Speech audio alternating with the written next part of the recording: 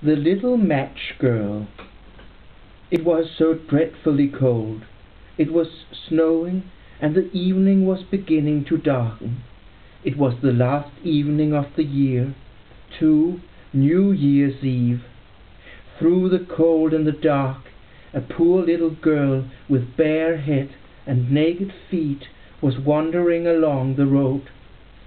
She had indeed had a pair of slippers on when she left home, but what was the good of that? They were very big slippers. Her mother had worn them last. They were so big, and the little child had lost them hurrying across the road as two carts rattled dangerously past. One slipper could not be found, and a boy ran off with the other. He said he could use it as a cradle when he had children of his own. So the little girl wandered along with her naked little feet red and blue with cold. She was carrying a great pile of matches in an old apron, and she held one bundle in her hand as she walked. No one had bought a thing from her the whole day. No one had given her a halfpenny. Hungry and frozen, she went her way, looking so woe-begone, poor little thing. The snowflakes fell upon her long fair hair that curled so prettily about the nape of her neck, but she certainly wasn't thinking of how nice she looked. Lights were shining from all the windows, and there was a lovely smell of roast goose all down the street, for it was indeed New Year's Eve. Yes, and that's what she was thinking about. Over in a corner between two houses, where one jutted a little farther out into the street than the other, she sat down and huddled together. She had drawn her little legs up under her, but she felt more frozen than ever, and she dared not go home, for she had sold no matches and hadn't got a single penny, and her father would beat her. Besides, it was cold at home, too. There was only the roof over them, and the wind whistled in, although the biggest cracks had been stopped up with straw and racks. Her little hands were almost dead with cold. Ah, a little match might do some good. If she only dared pull out one of them in the bundle, strike it on the wall and warm her fingers. She drew one out. Whoosh! How it spluttered! How it burned! It gave a warm, bright flame, just like a little candle, when she held her hand round it. It was a wonderful light. The little girl thought she was sitting in front of a great iron stove with polished brass knobs and fittings. The fire was burning so cheerfully, and its warmth was so comforting. Oh, what was that? The little girl had just stretched her feet out to warm them, too, when the fire went out. The stove disappeared, and she was sitting there with a little stump of a burned-out match in her hand. Another match was struck. It burned and flared, and where the light fell upon it, the wall became transparent like gaze. She could see right into the room where the table stood, covered with a shining white cloth and set with fine china, and there was a roast goose stuffed with prunes and apples, steaming deliciously.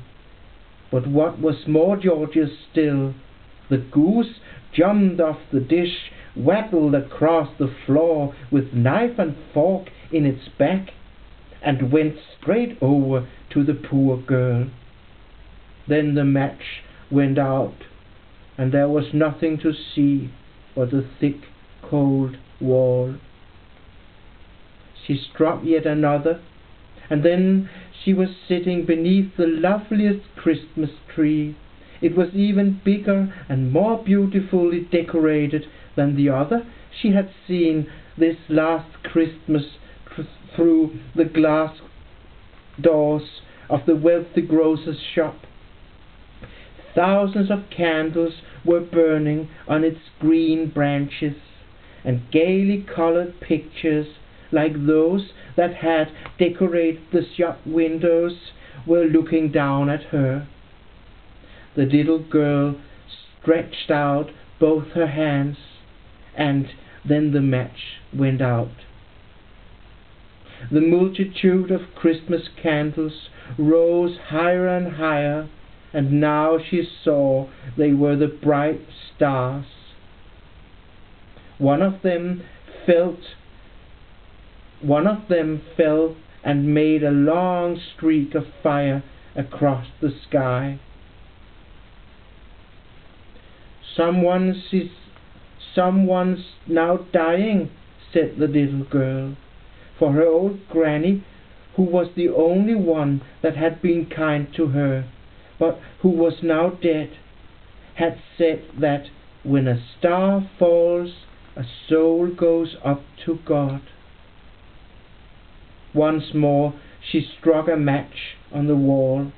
It lit up the darkness round about her, and in its radiance stood old Granny, so bright and shining, so wonderfully kind. "Granny," cried the little girl, "oh, take me with you.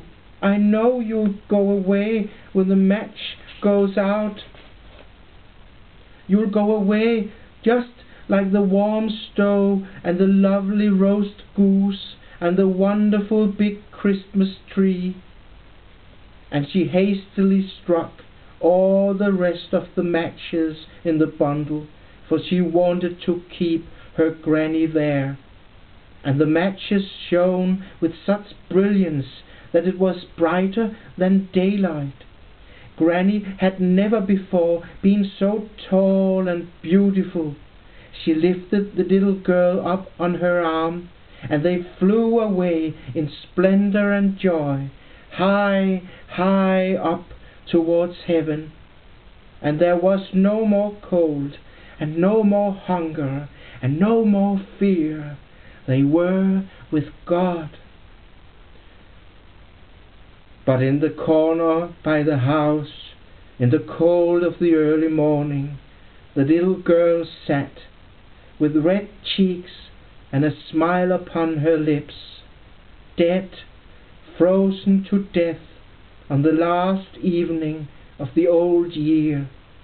The morning of the new year rose over the little dead body, sitting there with her matches, one bundle nearly all burned out.